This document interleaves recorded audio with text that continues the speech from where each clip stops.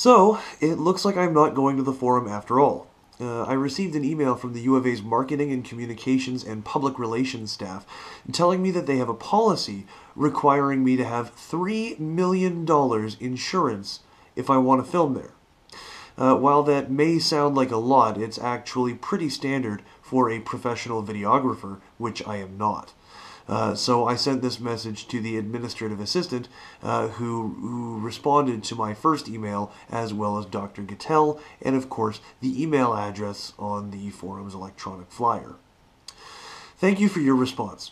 Since I do not have the requisite insurance to film, I guess I won't be doing that at your forum, and since I can't do any video recording, I guess I won't be showing up. In the past, my behavior at certain feminist events has been mischaracterized by some, and all I had to clear my name was video evidence of my actual behavior. I can only imagine what might be said if it were well known that I wouldn't be having a camera at the forum. Still, I am interested in hearing what's said there, as are many of my fellow pro-male partisans. Do you know if it's going to be filmed and put on YouTube? Though those of us on my side of the fence and those on Dr. Gattell's side may disagree on a great many things, one piece of common ground we may have is that both of us want as many people to hear her message in her own words as possible. I look forward to your reply and either watching or listening to a recording of the speakers at the forum to be held on the 11th. Nick Redding, Men's Rights Edmonton. Now, when I say that I'm worried that people will mischaracterize my behavior, it's not just the fact that it's happened before, but at least one person in the feminist community has already taken the fact that I stated, as loudly as possible, my intentions to not disrupt this forum as a means of, or threat to, disrupt the forum.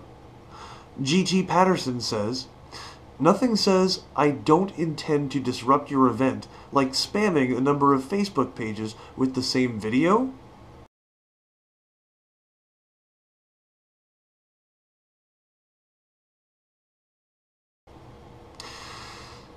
No matter what I do, the fembots are gonna lie about it.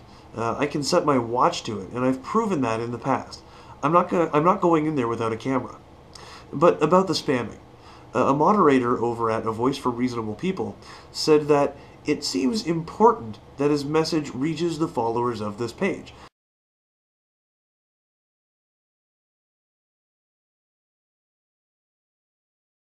Well, it is important to me because by making it impossible for the followers of those pages to deny the existence of my announcement, I implemented what is known as the town square effect. And to explain what that is, here's Fiedelbogen. Hey, Fiedelbogen here. Guess what? I am sick as a dog, so I don't sound much like a nightingale, do I?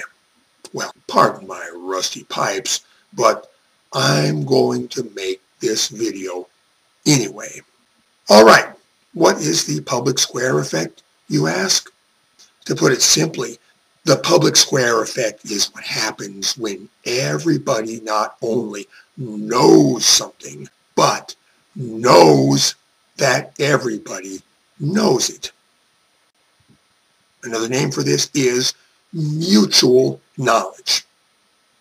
Imagine that 100 people are all aware of a particular fact, but none of that 100 people has any idea that anybody else is aware of it. Do you follow me?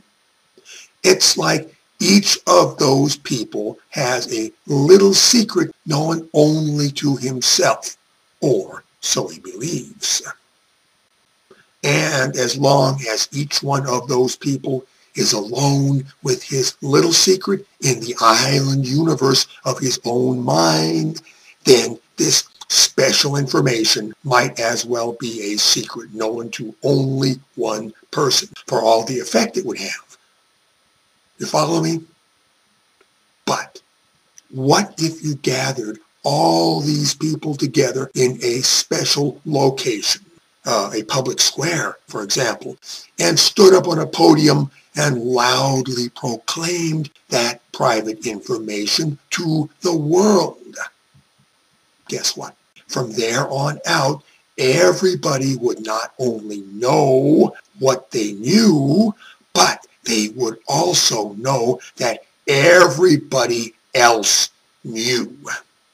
And better yet, they would know that everybody else knew that everybody else knew. You follow me? And that would change everything.